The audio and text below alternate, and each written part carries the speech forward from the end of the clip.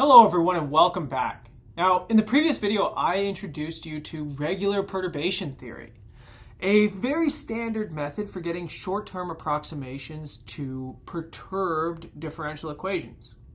Now, one thing that you might have noticed is the presence of epsilon times t throughout that example. Now, this epsilon t has a very special name, especially when epsilon is a small number. We call this a slow timescale.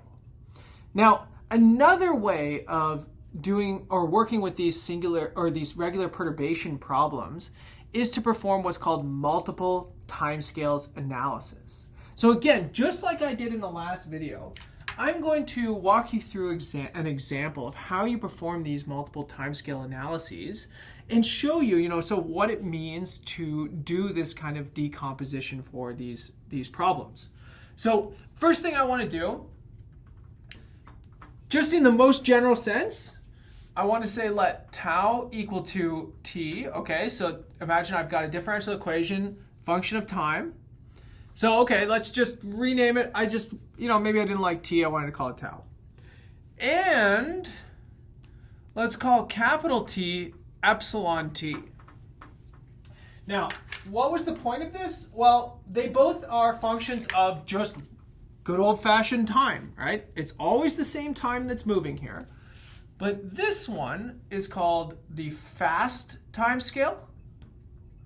So fast time, because it just moves at, say, it moves on the timescale of maybe 1 hour at a time. Whereas this one is called slow time. So even though time is evolving maybe, say, 1 hour at a time, it's being multiplied by a very, very small number. So for example, this could be multiplied by 1 over 60. And that would mean that in order for this thing, for t to advance like 1 hour at a time, it would take 60 hours. Okay, that's why we call it a slow timescale. Sort of a glacial pace, right? Almost everything in the world evolves on multiple different timescales, right? We see things like macroscopic weather patterns. You have daily weather, and then you have long-scale climate that's taking place. So you can even have slower or faster timescales taking place in these models as well. But the basic idea of multiple scales analysis is that you want to expand your solutions, now not just as a perturbation series like I did in the last video, but what you do is you assume that there is a separation of timescales in your differential equation. So you are going to assume that your first order term is a function of both fast and slow time. And then you can start putting the same corrections on it as well. So what you see here is it's this similar idea to what we did with regular perturbations, except now I am assuming that these are sort of multidimensional functions. There's two different times that are coming through here: fast time, slow time. Now, here's what really, really stinks about this, though, is now all your derivatives turn into partial derivatives, which I'm sure that you are thrilled about. But be careful. So I get, say, the time derivative of x. Well, you're going to have to play with some chain rule stuff. So let me just write it out for you just so you can see it. This has to actually be the partial derivative with respect to tau, because tau is just t, but then plus the partial derivative of x with respect to capital T times the partial derivative of capital T with respect to little t, right? And so in this case, you get these derivatives. You get the fast derivative plus epsilon. So you're slowing down the other derivative, right? So your derivative has two timescales, right? So Strogatz in his textbook refers to this as two timing. It's just a clever name, but that's exactly what's happening, right? You have two times that now you're thinking about. So what this really gives you, if you want to write this compactly, is x sub tau plus epsilon x sub t. So I'm using these subscripts as partial derivatives here just to make our life simple. But let's we could put this into an equation, for example. Or we could put in our series now. So put series in now. And you can see how quickly this is going to get out of hand, right? This is really an art doing this properly. Because this gives me that x dot, the time derivative of this thing. Well, now for every single term in the series, I have two derivatives being applied. So this is actually the partial derivative with respect to tau of x naught. And then plus, now let's put all the epsilon terms, partial derivative with respect to t of x naught plus partial derivative with respect to tau of x1, and then more terms. And if you want to go up another derivative, this would be, so this is going to get really, really ugly. And it comes from mixing up these derivatives. So you might have to use the chain rule again. You're going to hate me for this. That's okay. So it's the second partial derivative with respect to tau. And then plus, now here's where things really get messed up. And I'm going to leave this as for you as an exercise. The second partial derivative with respect to tau of x1 plus 2 times the partial derivative of the mixture, t and tau of x naught. And then plus order epsilon squared. Again, try and derive this second derivative using what I just did above, okay? Okay, so you can see that things are going to get messy, so there better be an advantage to doing this. Because if there's not an advantage, I mean, then I just gave you a very complicated homework problem for no reason. So let's go back to that example we saw in the previous video. In the previous video, remember I gave you this thing. I gave you a damped harmonic oscillator. So again, you could think of this thing as being a spring, a mass that's on a spring. That would be the harmonic oscillator part. That's just the mechanical oscillation here. So again, I've got a whole video on mechanical oscillations if you'd like to go look at it. And in this case, now we just have some sort of frictional or damping force, right? So eventually this spring is just going to sort of slow down and settle into an equilibrium. All right. And again, we have initial conditions. X of 0 is equal to 0. So this thing is initially no displacement, but it is kicked initially with some velocity.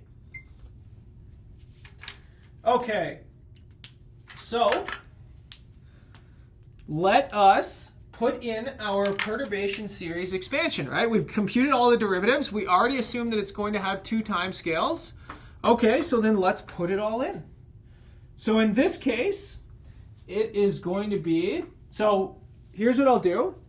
I'm going to put these things into the differential equation, and then we can clean it up after that. Okay, so this is second partial of tau x naught. So this is my x double dot term, plus epsilon second tau of x1 plus 2 tau t x naught, and then plus 2 epsilon, and then times partial with respect to tau of x naught plus x naught plus epsilon x1, and then plus all the epsilon squared terms that I don't want to write because they are going to be horrible. There is certainly an art to doing this well. I hope you have noticed that. Okay, so what this gives me, just like the regular perturbation theory problem from the previous video, it gives me a couple equations I can solve. Again, I'm going to isolate things in powers of epsilon. So first of all, let's pick out everything that doesn't have an epsilon in front of it, the order 1 terms. Second partial in tau, x naught, right here. And there's only one other one. Okay, so just like the regular perturbation problem, I've got a harmonic oscillator that came out. That's good, right? I love harmonic oscillators because they're so easy to work with. Now here's the one that's not going to be easy to work with. This is the epsilon term. Here we go. x1 and then plus 2 tau capital T x naught plus 2 partial tau x naught plus x1 is equal to 0. Again, note it is a harmonic oscillator, but now with forcing.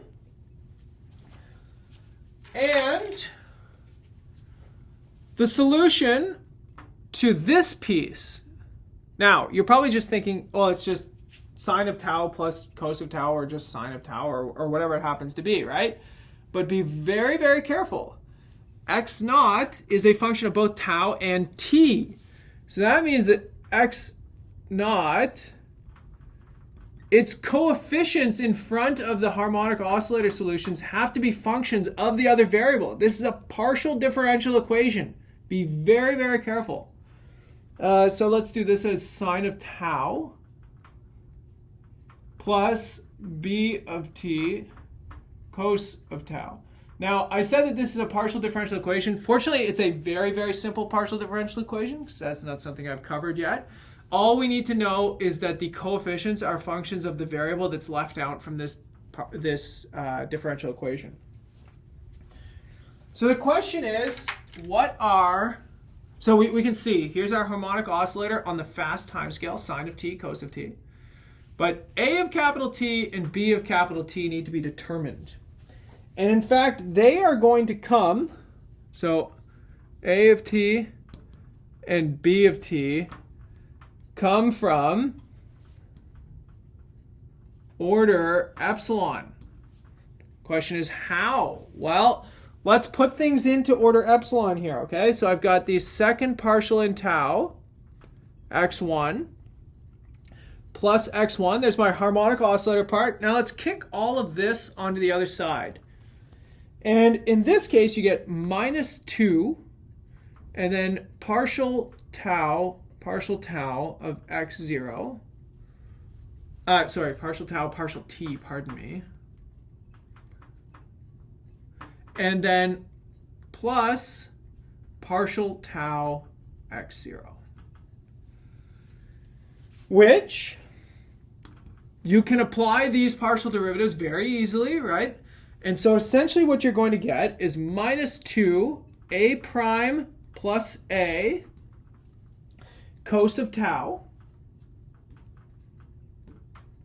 plus, plus 2 b prime plus b sine of tau. Okay? So now the question is, what should we do, right? We have an equation that involves x1s and a's and b's. That's 3 unknowns for only one equation. Now, if you think back to what happened to the regular perturbation problem, was that we also had a harmonic oscillator at first order in epsilon, but it had a resonant forcing. Again, these have resonant forcing as well. So here's what we're going to do. We are going to choose A and B so that these terms disappear. So in fact, we choose A and B so that A prime plus A is equal to 0 and B prime plus B is equal to 0.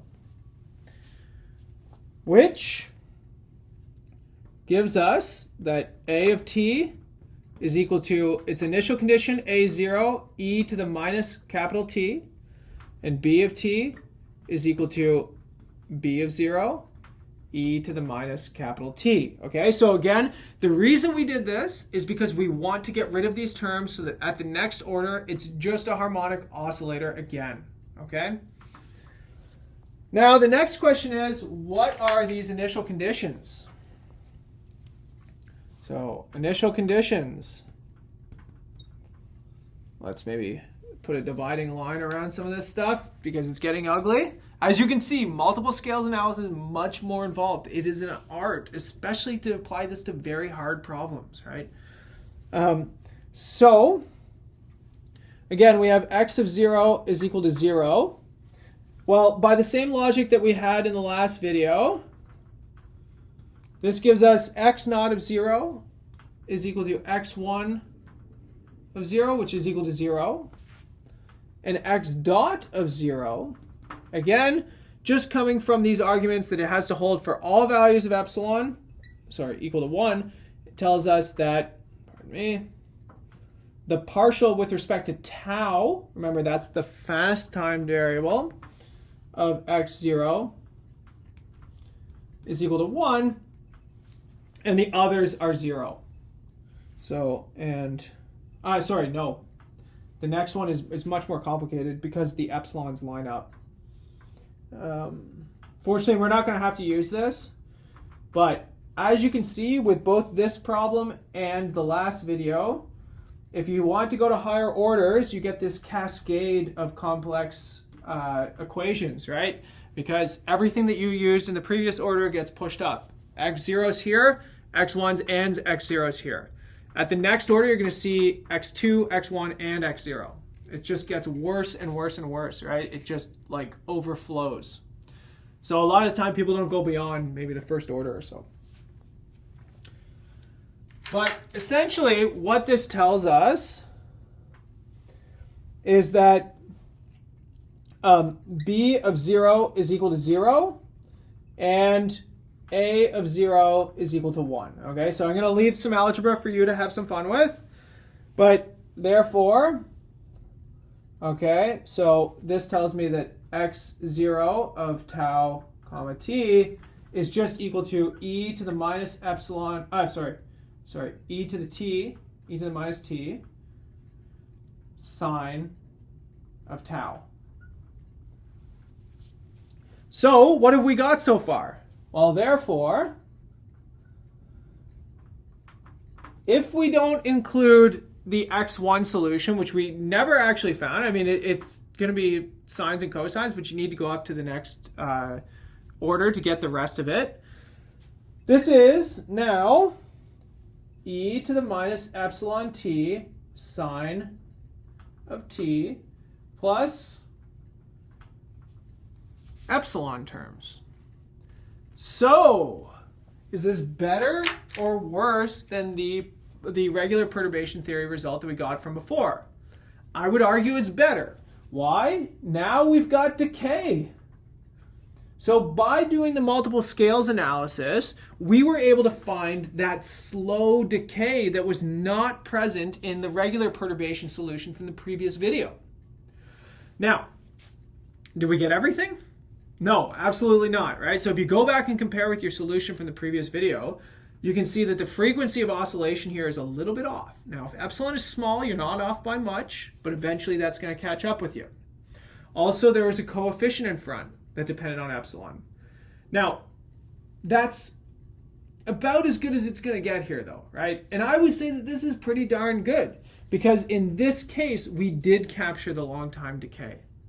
That is a major aspect, right? Because a question that we ask ourselves in differential equation is, what is the fate of a solution? What happens as time goes to infinity? Well, in the last video, we predicted that the solution blows up, right? That the oscillations just get enormous. But we saw that that wasn't the case with the solution of the differential equation. Here, our prediction tells us that the solution goes to 0. It does it very, very, very slowly, but it still does it at an exponential rate. And this is more in line with what we would see physically, right? Again, thinking about that spring, that mass on a spring, this frictional force that we have right here is telling us that we're eventually just going to slow down and settle into a nice, steady pattern, or just a steady hold. Okay, so again, I want you to notice that things get complicated really, really fast. You've got to be good with multidimensional calculus. You start getting partial differential equations. I mean, you can see how quickly this can spiral out of control, right? There are people coming out of great universities with PhDs studying multiple scales analysis. This is not something that is terminal right here.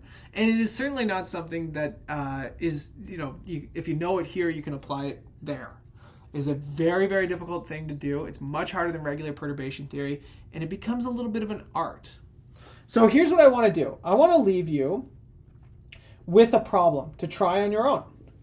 I want you to try and apply this to the van der Pol oscillator. Remember I gave you the van der Pol oscillator in the previous video?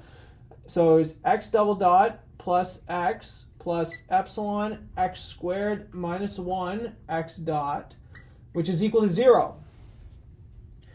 Now, in this case, you can show, using multiple scales analysis, that there is a periodic solution to this thing, a periodic orbit, a limit cycle, given by 2 cos of t, and then plus order epsilon, when epsilon is small.